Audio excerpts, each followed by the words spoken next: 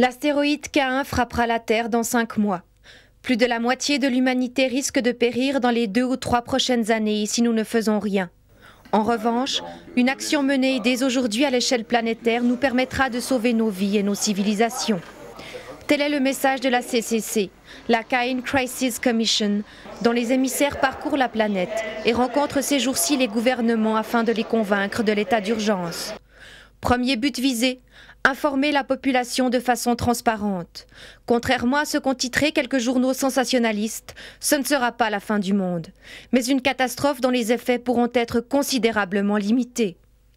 L'astéroïde a été découvert par hasard il y a 1 mois seulement.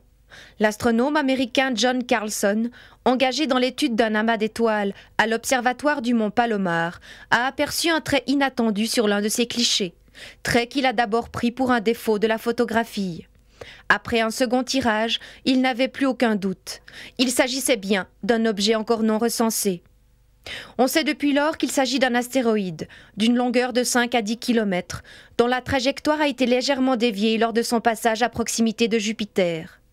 Il se trouve actuellement à 400 millions de kilomètres de la Terre et progresse vers nous à une vitesse de 30 à 40 km/s. On a une incertitude ici. L'astéroïde Carlson, rebaptisé K1 par la communauté scientifique, est de taille comparable à celui qui s'est abattu sur Terre il y a 65 millions d'années, entraînant la disparition des dinosaures.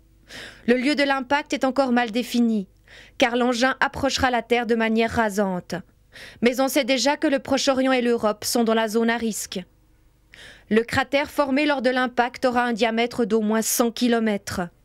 On ignore quelles régions devront être évacuées, car il faudra en outre prévoir des tremblements de terre et des formations volcaniques dans un rayon de plus de 1000 km. Après l'impact, suite aux nuages de poussière, l'ensemble de la planète se refroidira d'environ 15 degrés durant 2-3 ans. En Europe, ce sera un hiver constant durant toute cette période. Il s'agit donc de prévoir dès ces prochaines semaines la culture et le stockage d'aliments en quantité, ainsi que la construction de serres. La CCC devra coordonner les efforts internationaux.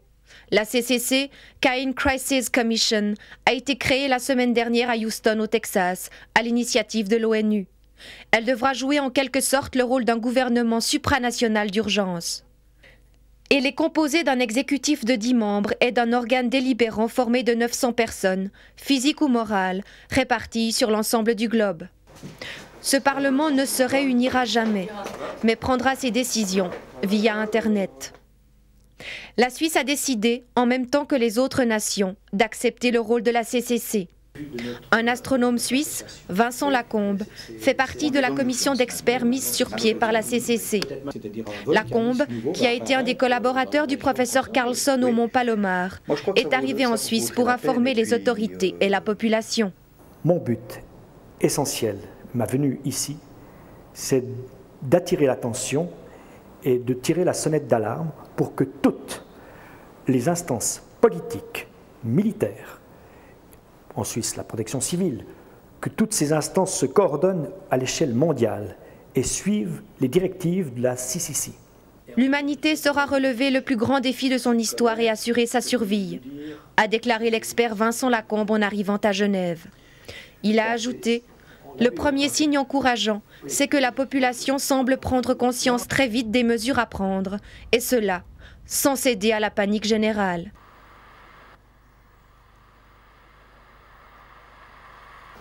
Trois universités, Genève, Fribourg et Zurich, sont membres du Parlement de la CCC.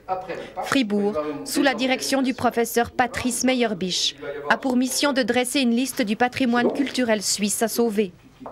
Notre tâche est non pas d'établir tout de suite une liste de choses à préserver, mais plutôt une liste de critères. Ce sont des professeurs, des chercheurs. Ils nous donnent les sources d'informations qui peuvent être directement transposées sur Internet. Nous travaillons avec des bibliothèques qui ont déjà scannérisé des bibliothèques entières. Et on essaie justement de coordonner dans le cadre de ce groupe de travail de 900 personnes et organisations. On essaie de coordonner le transfert de ces données afin que 2, 3, 4 sites par type d'information puissent être encore accessibles au moment de l'impact et à la suite de l'impact. C'est un problème aussi de machine. Il faut aussi prendre en considération l'idée qu'après l'impact, la production d'ordinateurs et la maintenance du réseau pourra être mis en sérieuse difficulté. La tâche est d'autant plus délicate que des réactions négatives se font déjà entendre dans la population, comme dans certains journaux. On reproche aux autorités de songer à la sauvegarde des biens matériels et immatériels, avant même de savoir comment sauver les vies humaines. Le problème est que nous essayons de sauvegarder ce que l'homme a déjà réussi à obtenir jusqu'à maintenant. On l'a déjà vu dans les situations de guerre, l'homme a une mémoire très courte. On peut facilement perdre des siècles entiers de connaissances. On ne peut pas retourner à l'état des cavernes simplement parce qu'il faut sauver des vies humaines. Il faut les sauver et en même temps leur donner encore une chance de rétablir le monde comme il était avant ce cataclysme. Le moment de l'impact, est-ce que vous y pensez? Non. Non.